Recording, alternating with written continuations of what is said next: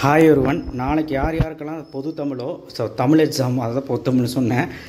கீழே சப்ஸ்கிரைப் பண்ணலாம் பண்ணிடுங்க, லைக் பண்ணலாம் பண்ணிடுங்க. 11th ஸ்டாண்டர்ட் யாருக்கெல்லாம் நாளைக்கு தமிழோ இது வாட்ச் பண்ணுங்கள். நாளைக்குன்ட்டு இல்லை, இனி வரக்கூடிய டிஸ்ட்ரிக் எல்லாமே இது யூஸ்ஃபுல். இது கன்னியாகுமரி டிஸ்ட்ரிக்டோட கொஷின் பேப்பர் உங்களுக்கு முடிஞ்சிருச்சு. கொஞ்சம் டிஸ்கஸ் பண்ணலான்ட்டு எடுத்துருக்கிறேன். எந்தெந்த கொஷின்ஸ் வந்திருக்கு, எந்தெந்த கொஷின் படிக்கணும், இம்பார்ட்டன்ட் கொஷின்ஸ் என்ன அப்படிங்கிறது எல்லாமே சொல்ல போகிறேன். அதனால் வீடியோவை ஸ்கிப் பண்ணாமல் பாருங்கள். கீழே அந்த சப்ஸ்கிரைப் பட்டனை கிளிக் பண்ணி லைக் பட்டனில் கிளிக் பண்ணிடுங்க. இவங்க 45 மார்க் கேட்டிருக்காங்க, அவங்க 50 மார்க் கேட்பாங்க. அது டிஸ்ட்ரிக்டை பொறுத்தது.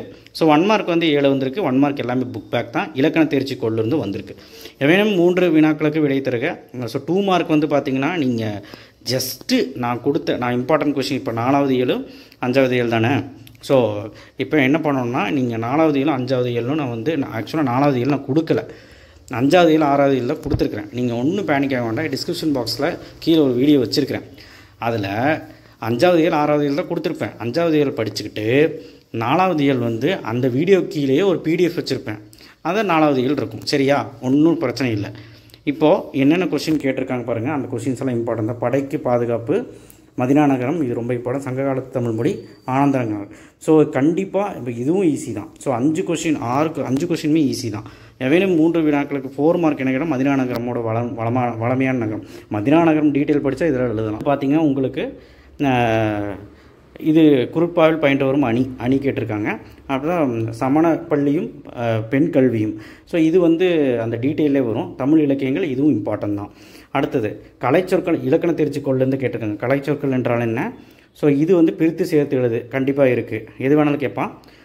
கோவிட் இதுவும் பயிற்சியில் இருக்குது. பகுபத உறுப்பினம் எழுதிடலாம், புணர்ச்சி விதி எழுதிடலாம். உங்கள் திருக்குறளுக்கு பின்னாடியும் இல்லைனா 4வது இயலும் 5வது இயலுக்கு பின்னாடியும் இருக்கும். அந்த புணர்ச்சி விதியும் பகுபத உறுப்பினும் பார்த்துட்டு போங்க. அதே மாதிரி கலைச்சொற்கள் நீங்கள் எல்லாத்துலேயுமே பார்த்தாகணும். அதுக்கப்புறம் 6 மார்க் என்ன கேட்டிருக்காங்க பாருங்கள்.